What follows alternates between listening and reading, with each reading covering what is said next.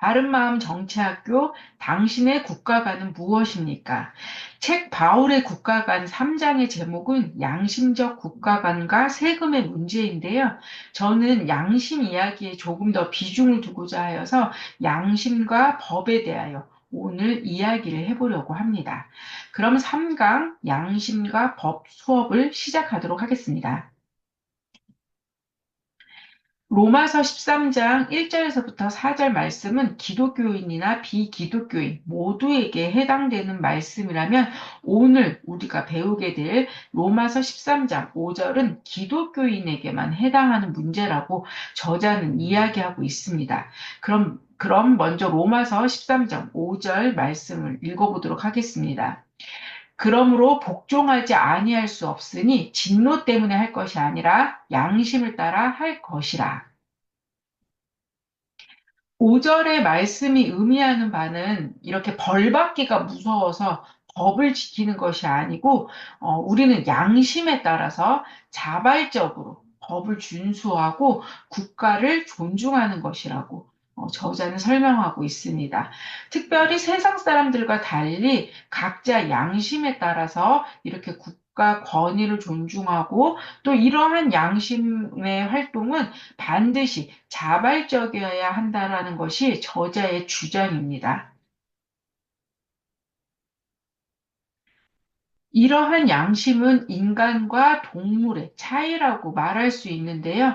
인간과 동물이 다르다라는 것이 여러 가지 것들이 있겠는데, 인간에게는 이성이 있다더라든지, 혹은 언어를 사용한다더라든지, 아니면은 도덕이 인간이 가지고 있다라고 하든지, 뭐 이런 것들이 인간과 동물의 차이라고 할 수 있겠는데요.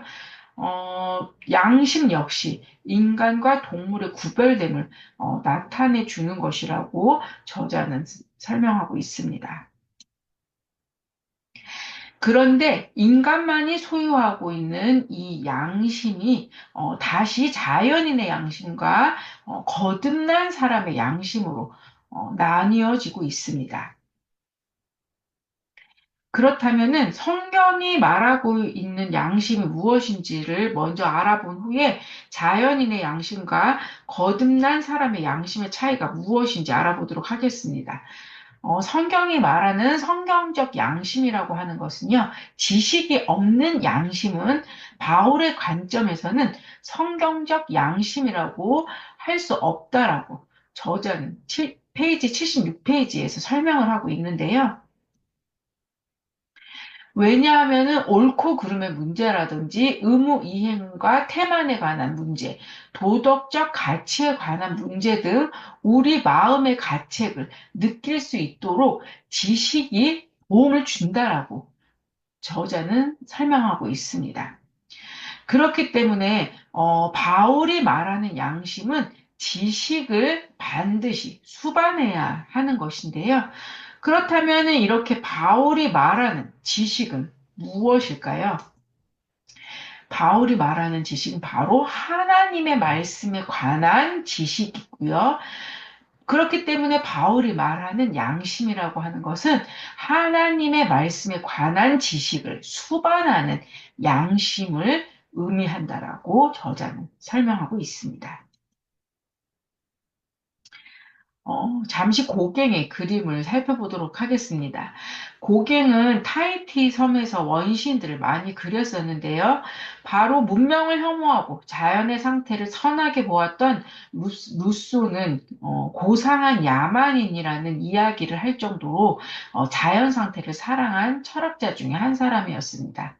바로 그런 루소의 영향을 많이 받은 화가가 고갱인데요. 이렇게 루소와 고갱이 사랑했던 순수한 사람들을 성경은 어떻게 생각을 하고 있을까요? 성경은 사람이 지식이 없고 순수할수록 악하다고 봅니다. 예, 저희가 생각하는 바와 상당히 다른데요. 지식이 없고 순수할수록 악하다라고 하는 이 성경의 말씀에 저희들은 귀를 기울여야 할 것 같습니다. 그렇다면은 이 양심이라고 하는 것은요, 바로 올바른 지식이 수반되어야 제대로 기능을 할 수 있다라고 저희들이 인식을 하게 되었는데요. 진짜 양심이 바른 사람은 그 마음 속에 하나님의 말씀이 가득 들어있는 사람이고, 그렇기 때문에 그런 사람일수록 내면에서 도덕적 판단 기준이 하나님의 말씀으로 어, 판단되어지기 때문에 그런 내면에 가득 또 도덕적 판단 기준이 많이 들어있는 그러한 사람으로 우리들이 진짜 양심이 있다. 진짜 양심 있는 사람이구나. 이렇게 생각하면 될 것 같습니다.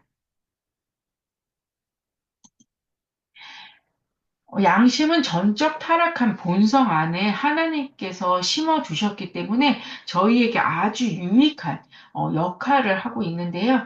저자는 세 가지 양심의 역할에 대해서 이야기합니다. 페이지 77페이지에 나오는 이야기인데요. 이것을 제가 세 가지로 정리해 보았습니다. 우리 마음속에 보내주신 정탐꾼으로서의 양심은요, 바로 감찰의 역할을 합니다. 뿐만 아니라 우리 마음속에서 이제 스승의 역할도 양심이 하게 되는데요. 그렇기 때문에 책망과 죄책의 그러한 역할을 또 양심이 맡게 되고요. 마지막으로는 양심은 심판자로서 형벌에 대한 경고를 우리에게 해주고 있다고 합니다. 이렇게 양심이 작용을 하게 될 때 양심은 우리에게 질문을 합니다. 저자는 그것을 하나님의 음성이라고 말씀해 주셨고요. 또한 그러니까 하나님의 말씀이라고도 설명하고 있습니다. 그런데 문제는 양심의 이런 올바른 작용은 반드시 올바른 교리 안에서만 가능한 것이라고 저자는 주장하고 있습니다. 바로 기독교 세계관을 바로 정립할 수 없기 때문에 말씀을 적용하고 실천하는데 어려움이 생기고 실제 삶에서도 비신자와 똑같이 판단하고 행동할 수밖에 없다라고 저자는 설명하고 있습니다. 이렇게 세계관이라고 하는 것은 세상을 바라보는 틀인데요. 기독교 세계관에 대해서는 저자가 특별히 언급을 하고 있지는 않습니다. 그래서 제가 잠시 기독교 세계관에 대해서 이야기를 하겠습니다. 헤르만 바빙크의 이야기로 기독교 세계관을 설명해 보도록 하겠는데요. 헤르만 바빙크는 개혁주의 신학자이고요. 1강에서 저자는 헤르만 바빙크의 도움을 받으라는 조언을 또 했었지요. 이분이 바로 헤르만 바빙크라고 하시는 분이고요. 바빙크는 기독교의 그 신앙의 정의를 이렇게 설명하고 있습니다. 성부 하나님은 그분이 창조했으나 타락한 세계를 그의 아들의 죽음을 통하여 화목해 하셨다. 그리고 성령을 통해 그것을 새롭게 하여 하나님의 나라를 이루신다. 네, 바로 이런 바빙크의 기독교 신앙의 정의를 따라서 기독교 세계관을 정립해 볼 수 있는데요. 하나님이 창조하시고 아담의 타락으로 말미암아 이 세상 역시 타락한 세계를 예수 그리스도로 말미암아서 구속하신다는 것인데 특별히 이 구속은 선한 창조의 회복을 뜻하기도 합니다. 그 재창조라고도 이야기를 하는데요. 바로 창조, 타락, 구속을 기독교 세계관으로 이해하시고 계시면 됩니다. 이러한 기독교 세계관으로 동성애 차별금지법, 낙태죄 폐지를 바라보아야 하고요. 세상 사람들과의 이런 이슈에 대하여 이야기할 때 역시 기독교 세계관뿐만 아니라 자발적인 양심을 따라서 말하고 저희들이 행동해야겠습니다. 이 올바른 양심이 중요한 것은요, 우리 헌법에 명시된 신앙의 자유, 또 양심의 자유를 계속 지켜나가기 위하여서 어느 정당을 지지하고 어떤 인물에게 투표권을 행사해야 할지 바울의 국가관을 따라 면밀히 보아야 한다라는 것이 저자의 주장입니다. 양심의 화인 맞은 자의 특징이 바로 실제적인 무신론자의 특징이라는 것 역시 잘 기억하시기를 바라고요. 이렇듯 말씀을 근거로 하여서 거듭난 사람의 양심과 세상 상식의 통념 수준의 도덕관을 가지고 있는 도덕적인 자연인은 다른 판단을 한다라는 것이 또 저자의 주장인데요. 거듭난 사람은 하나님을 영화롭게 하려고 하는 사람들인 반면에 자연인은 자기 자신의 영광을 위해 사는 사람들이라고 생각하시면 됩니다. 결국 하나님 중심적인 생각을 하느냐, 아니면 철저하게 자기 중심적인 생각을 하느냐라는 것인데요. 중요한 것은 하나님의 말씀과 나의 생각이 다를 때 거듭난 사람은 하나님의 말씀에 맞추어서 나를 수정하는 사람들이고 자연인은 그렇지가 않다라는 것입니다. 특별히 현재 대한민국에서 일어나고 있는 국가의 정책을 바라보는 시각 역시 개인적 이익이 판단의 기준이 아니라 하나님의 말씀에 부합하는 것인지를 점검해 보아야 한다라는 것이 저자의 주장이고요. 저 역시 저자의 주장에 동의하는 그런 말씀입니다. 특별히 저자는 낙태와 학생 인권 조례 이 두 가지 사례를 가지고 놓치지 말아야 할 가치 기준이 무엇인지를 설명하려고 하는데요. 임신한 여성의 자기 결정권 침해와 낙태에 관하여서 저희 기독교인들은 깊은 고민을 해보아야 한다라고 생각을 하는데 지금 이 순간에도 낙태는 계속 이루어지고 있습니다. 낙태는 살인일까요? 학생 인권에 대해서 한번 알아보겠는데요. 학생 인권, 마땅히 누려야 할 권리라고 이야기를 하고 있습니다. 누구라도 어리고 미숙하고 배워야 한다는 이유로 학생의 인격과 자유를 침해할 수 없다라고 이야기를 합니다. 위험, 폭력, 통제, 강요, 처벌로부터 학생들의 인권을 지키는 일, 인권을 보호하고 타인의 인권을 존중하는 인권 감수성을 기르는 일. 전라북도 교육청은 학생 인권이 종이 위에 인권에 머무르지 않도록 하겠다라고 이야기를 하면서 학생 인권, 학생 인격과 그리고 자유를 침해할 수 없다라는 의미에서의 학생 인권을 이야기를 하는데, 저희들이 보는 바로는 동의할 수 없는 그런 부분도 분명히 있는 것이 또 사실입니다. 뿐만 아니라 이렇게 학생 인권 조례 이후에 또 청소년 사망과 자살이 늘어나는 추세라고 저자는 이야기해서요. 제가 한번 기사를 살펴보았는데 지금 이렇게 청소년 사망자의 수의 추이가 고의적 자해 사망률이 2015년 을 기준으로 해서 급격하게 늘어나고 있습니다. 특히 2020년 같은 경우에는 11.1%로 늘어났고요. 또 자살 비율 역시 2015년 이후 계속 늘어나고 있는데 2020년 역시 50%가 이렇게 올라가 있는 상황입니다. 또한 좌파에서는 그 보수 언론이 교권 추락의 프레임을 사용하여서 학생 인권을 가로막고 있다라는 그런 이야기도 하고 있는데요. 과연 이것이 프레임일까요? 저희들이 한번 좀 생각해 보아야 될 문제라고 여겨집니다. 특별히 2003년 청소년 유해 매체물 심의 기준에서 동성애 조항이 삭제가 된 이후에 청소년 에이즈가 급증이 되었다고 저자는 이야기하고 있는데요. 특별히 저자는 이러한 부분에 대해서도 비판을 하고 있습니다. 바로 전액 무료인 에이즈 치료. 지난해만 해도 이렇게 많은 돈을 들여서 지원을 했다고 하는데요.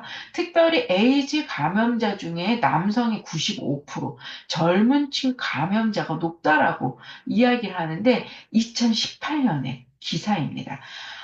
2003년 그 청소년 유해 매체물 심의 기준에서 동성애 조항이 삭제되고 그러므로 말미암아서 청소년 에이즈가 급증했다라고 하는 이 이야기와 이 기사는 굉장히 깊은 관계가 있는 것 같은데요. 기사를 조금 더 살펴보도록 하겠습니다. 윤종필 의원에 의하면은요, 에이즈 지원비가 1,000억 원을 돌파한 것으로 확인이 됐습니다. 그리고 뿐만 아니라 이렇게 에이즈에 그 감염된 내국인들이 이렇게 폭발적으로 늘어나고 있고요. 특별히 에이즈는 희귀 난치성 질환으로 분류되어서 국민건강보험공단에서 90%를 지원하고 10%는 본인 부담금이지만 국가, 지방자치단체 예산, 그런 보조율이 50%가 나오고요. 지원돼서 비급여를 제외하고서는 전액 무료로 치료받는다라고 합니다. 예, 그래서 10년간 건강보험 에이즈 항목별 진료 현황인데요. 네, 점점 이렇게 2006년에 비해서 지금 2017년, 예, 굉장히 숫자가 많이 늘어났던 거, 이렇게, 연간 진료비가 많이 늘어났다라는 거 저희들이 확인해 볼 수 있고요. 저자는 이런 이야기를 합니다. 에이즈에 관해서는 이렇게 무료로 많은 세금이 들어가는 반면에, 어, 이렇게 6.25 참전 용사라든지 천안함 유공자에게 지급되는 이런 국가 예산은 턱없이 부족한 액수라고 이야기를 하고 있는데요. 그래서 제가 한번 기사를 찾아보았습니다. 2019년 기사인데요. 천안함 22명 중 6명에게만 유공자가 지정이 되었다고 합니다. 그러면서 호국 장병에게는 세금이 아깝냐 이런 이야기를 합니다. 생존 장병 외상후 스트레스 장애 인정을 안 해주고 있다라고 합니다. 그래서 보건처에서는 13명을 탈락을 시키고 3명만 현재 심사 중이라고 하는데요. 예, 정말 이렇게 그 에이즈에 관해서는 굉장히 많은 국가 예산이 들어가는 거에 비해서 정말 저자가 이야기한 것처럼 이런 6.25 참전 용사라든지 천안함 유공자에게 지급되는 예산은 너무나도 예, 적은 액수가 들어간다라고 하는 것을 저희들이 기사만 보아도 알 수 있다라고 생각이 되어집니다. 어, 현재 2023년, 작년 기사인데요. 10년간 에이즈 치료비가 107%가 급증이 되었고, 차별금지법이 통과가 되면은 혈세 부담은 눈덩이가 될 것을 우려한다라는 그러한 기사입니다. 그렇기 때문에, 저희들이 할 수 있는 것이라고는 차별금지법을 저지하고 또 학생인권 조례 수정 등을 통해서 예방을 해야 된다라고 하는데요. 서울의 그 학생 인권 조례가 수정이 되고 폐지가 되었던 것으로 알고 있는데 2024년에 교육감을 다시 선정을 했었던 거로 기억을 합니다. 교육감이 진보 교육감이 되어서 다시 학생 인권 조례가 부활할 것 같다라는 생각이 드는데 저희들이 이런 부분도 조금 긴밀하게 살펴보면서 또 관심을 가지면서 기사들을 봐야 될 것 같다라는 생각이 듭니다. 과연 낙태죄가 여성의 기본권을 침해하는 것일까요?